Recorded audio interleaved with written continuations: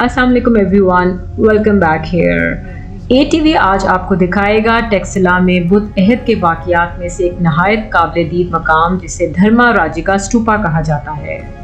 इसकी दरियाफ्त का सेहरा सर जॉन मार्शल के सर पर है, जिसने 5 साल के अरसे में इस अजीम काम को सर अंजाम दिया।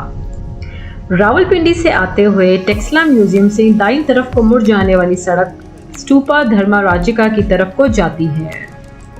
चलिए अब हम आपकी बात करवाते हैं पाकिस्तान टूरिज्म डेवलपमेंट अथॉरिटी के अहम रुकन मोहम्मद फारूक साहब से। टूरिस्ट आता है यहाँ भी जो है ना जी, China, Korea, Thai, Sri Lanka, Japan, यूरोपीय ममालिक से। असल में ये थोड़ा कोरोना की वजह से जो है ना जी ये हालात हो गए, वरना जो है ना जी बहुत ज़्यादा यहाँ टूरिस्ट था जी। ये अदारा बीबी पहले फेडरल का था। फेडरल से ये सुबह में जाने से थोड़ा ये हुआ कि ये जो खुदाइयों वाले काम थे वो थोड़े जो है ना जी वो डिले हो गए, लेकिन गवर्नमेंट इस पे तवज्जो दे रही है जी। ज़्यादा टूरिज़्म पे जो है ना ये वज़ीर-ए-आज़म साहब हमारे जो है इस पे ज़्यादा दिलचस्पी ले रहे हैं, और ये अच्छी बात है जी कि टूरिस्ट आए जो है ना तो उनके लिए जो है ना जी ये अच्छा है। ये साइटों भी इन्होंने प्रिजर्व की हुई है जी। स्टूपा धर्मा राजिका अशोक आज़म ने गौतम बुद्धा की मुकद्दस अशिया महफूज करने के लिए तामीर करवाया। इस खिदमत के सिले में अशोका को धर्म राज का खिताब भी मिला। यूं ये स्टूपा धर्मा राजिका के नाम से याद किया जाता है। ये इलाका खानपुर अपने रेड ब्लड माल्टों की वजह से बहुत मशहूर है। यहाँ पे कई मकामात पर माल्टों के बागात हैं, जो कि हम अपनी नेक्स्ट एपिसोड में आपको दिखाएंगे। बुद्ध विश्व और तालिब इल्म शहर के शोर शराबे से दूर रहने के आदी थे। इस मकसद के लिए सर कप के जनूब मशरिक की जानिब पहाड़ियों में घिरी एक अजीम जामा धर्मा राजिका थी, जिसमें दुनिया भर से सैकड़ों तशनगाने इल्म अपनी प्यास बुझाने आते थे। बुद्ध विषयों की यूनिवर्सिटी धर्मा राजिका का शुमार बरे सगीर के कदीम तरीन स्टूपा में होता है। इसके शोहरत की असल वजह महात्मा बुद्ध के वो असली जिस्मानी तबरकात हैं जो इसमें महफूज किए गए।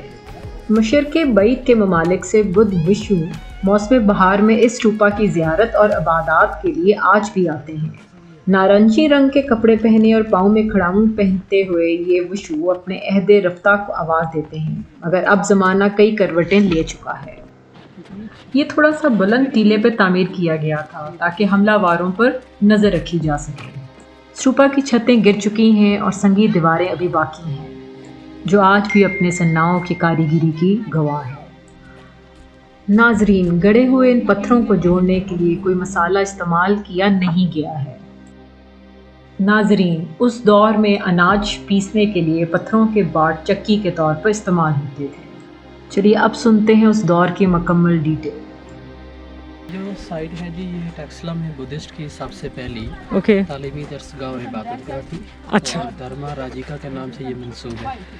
धर्म मीन रिलीजन, राजिका मीन किंग।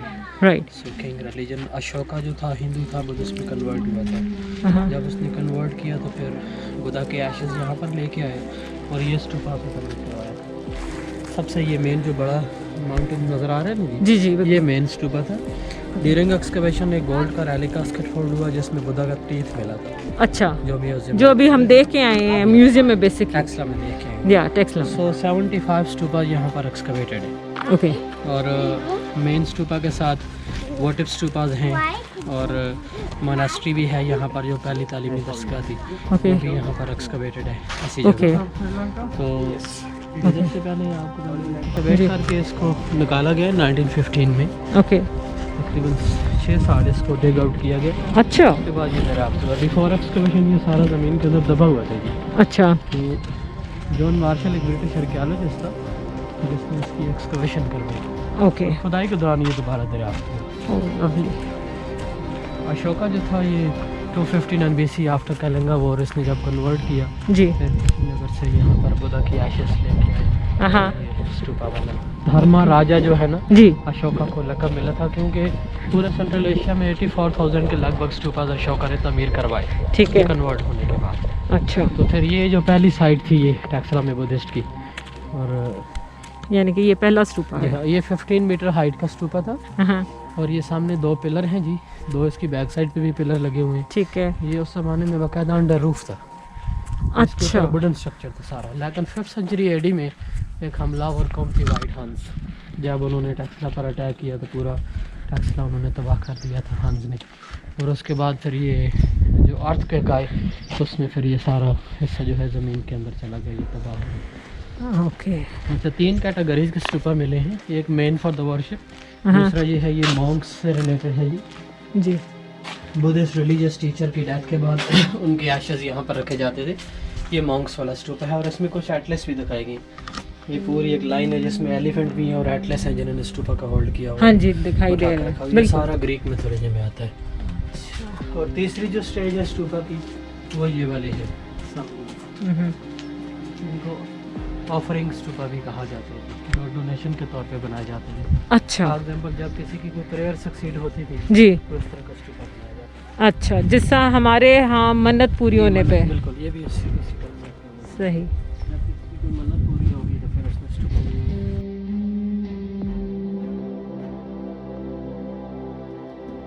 ये स्तूपा की मेन एंट्रेंस है जी। अभी भी जब यहाँ पर बुद्धिस्ट आते हैं जी जी। तो ये वाला रास्ता यूज़ करते हैं फॉर द वर्शिप जी। ये अच्छा। सामने एक स्टेज सा बना हुआ है, देखें, हाँ जी। और दरमियान में जो जगह खाली है वहाँ पर मेडिटेशन पोज का स्कल्पचर था, हाँ खुदा का स्टेचू था। और जब लोग यहाँ से इंटर होते हैं तो ये जो स्टेप बने हुए हैं ये, यहाँ जी। से ऊपर जाके इसी इन्हीं के सामने खड़े होके उनकी वर्शिप होती है। फिर जब नीचे आते हैं तो ये वाला रास्ता यूज़ करते हैं राउंड करने के लिए ना। 1, 3, 7 राउंड्स भी होते हैं अच्छा। जिसमें जापानीज़, कोरियन, थाईलैंड, इन ममालिक के लोग आके अभी भी वर्शिप कर रहे हैं। और अच्छा। मेन स्तूपा के चारों तरफ मेडिटेशन सेल है। I ये जो see। कमरे बने हुए हैं ये सारे मेडिटेशन रूम्स हैं। अच्छा, ये तमाम जो कमरे हैं ये मेडिटेशन रूम्स हैं।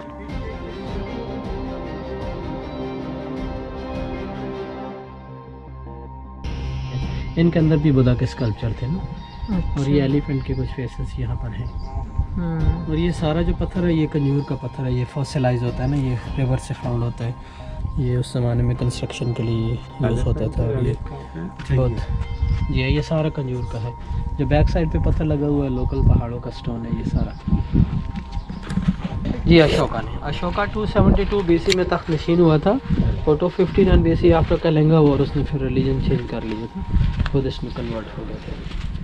और यहाँ पर आने का एक रीज़न ये भी था कि उसका जो ग्रैंडफादर था चंद्रगुप्त मौर्य और उसके फादर बिंदुसार की भी यहाँ पर हुकूमत रह चुकी थी ना, इस वजह से। Yes. All I can see a leaf here on the stone. ये किसी जमाने में खूबसूरत सब कुछ होता जी होगा। जी, बहुत ये खूबसूरत। I'm sure. ये नीचे जितने से- लोग आते गए ना इसके ऊपर ये किसी ने उतारा नहीं, ये सिर्फ 5th सेंचुरी एडी में जो हमलावर थे ना हंस, वो जब उन्होंने अटैक किया तो ये पूरा उन्होंने तबाह कर दिया था। ये जितने स्कल्पचर थे, स्टेचू सारे उन्होंने तोड़ दिए थे। और हंस के बाद जो दूसरा हैपेंड हुआ वो अर्थक्वेक का हुआ। ओहो हो। हाँ जी, अर्थक्वेक में फिर ये आहिस्ता आहिस्ता जो है 5th सेंचुरी एडी के बाद ना सिर्फ ये ज़माने के रहम करम पर रहे जी। आंधी, तूफ़ान, जलजले, जखड़ आते रहे और आहिस्ता आहिस्ता फिर ज़मीन के अंदर दब गई जी। अभी भी 90% टैक्सिला रिमेन्स अनएक्सकवेटेड है अच्छा जी। एक्सकवेशनें होती रहती हैं, जो स्टूडेंट होते हैं आर्कियोलॉजी के और बाहर की टीमें भी और पाकिस्तानी टीमें भी जो एक्सकवेशन वर्क करती हैं, बहुत खूबसूरत साइट्स डिस्कवर की गई हैं, जिसमें जिना वाली डेयरी है, बादलपुर स्तूपा है, बमाला स्तूपा है, बहुत सारे। यहाँ पर इस साइड पे भी 2005-06 में एक्सकवेशन हुई थी, वो मैं आ गया। 33 फुट का ये आगे जाके ऊपर जाके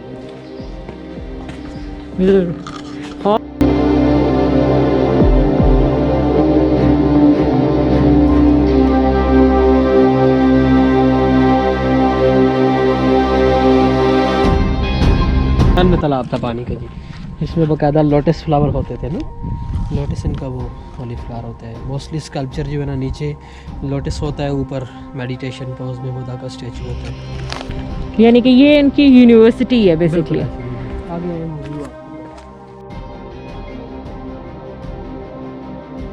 आप तैयार, आप खुश हैं गवर्नमेंट की जितनी? जी बिल्कुल मुतमईन है। और यहाँ पर बहुत बहुत अच्छे तरीके से जो है ना यहाँ पर काम होता है। जो स्टूडेंट होते हैं ना आर्कियोलॉजी के, जी जी यूनिवर्सिटीज़ के, जी। वो यहाँ पर आकर वो फील्ड वर्क करते हैं। अच्छा, वेरी गुड। एक्सकवेशनें भी होती हैं।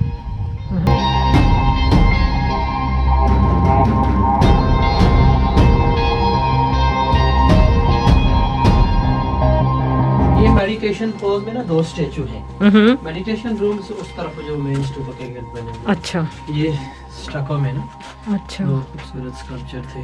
वेरी नाइस, बहुत खूबसूरत हैं। उस दौर की टेक्नोलॉजी और हाँ। इतना खूबसूरत काम और इसकी देख जो के। बेस होती थी ना, ये कंजूर से बनाई जाती थी। ये कंजूर का पत्थर है जी, अच्छा बेस इसकी ना। फिर इसके ऊपर स्टको से मड स्टको ये चीजें मिक्स करके उनके साथ ब्यूटीफुल, ड्रेस दिया जाता था उसका। अमेजिंग, दाद देनी पड़ेगी। बिल्कुल। और एक चीज देखे ना आपने, एक लफ्ज सुना होगा, जी। गंधारा।